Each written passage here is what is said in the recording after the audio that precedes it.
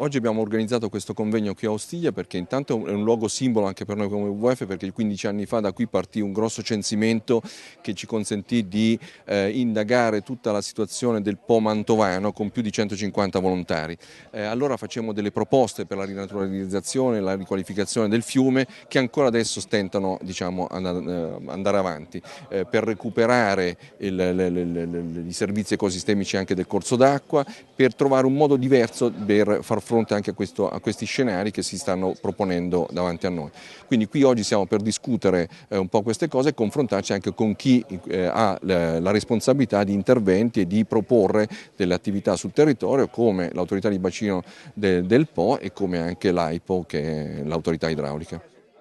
Secondo noi un punto fondamentale da portare avanti per questo paese, per questa zona, è mantenere navigabile il Po anche nella tratta da Focemincio verso valle, diciamo, che è quella che in questo momento storico ha molte più problematiche che altre zone. Bisogna potenziare sul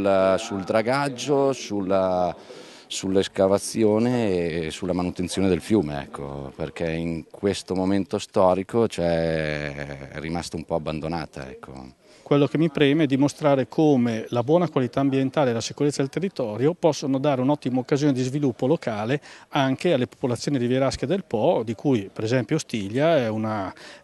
grande esempio e grandi potenzialità che potremo sfruttare migliorando la qualità del nostro fiume. Un'attenzione soprattutto in questa zona alla sicurezza degli argini, questo è fondamentale, però ci sono anche tanti problemi ambientali perché qui ormai siamo già quasi alla fine del bacino e quindi il cattivo comportamento di chi abita a monte si ripercuote anche ovviamente per chi abita in queste zone e quindi in realtà le problematiche noi le conosciamo un po' tutte, la difficoltà vera è che il territorio è molto complesso e non è così semplice riuscire a dare una risposta facile a questi quesiti che sono fortemente complessi, la sfida insomma è una sfida notevole. I principali problemi sono sostanzialmente due, diciamo dare più funzionalità alla navigabilità del fiume,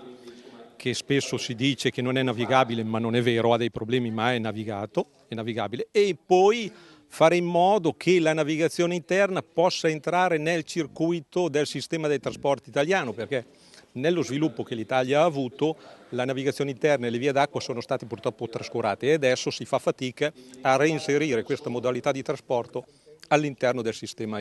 viario italiano.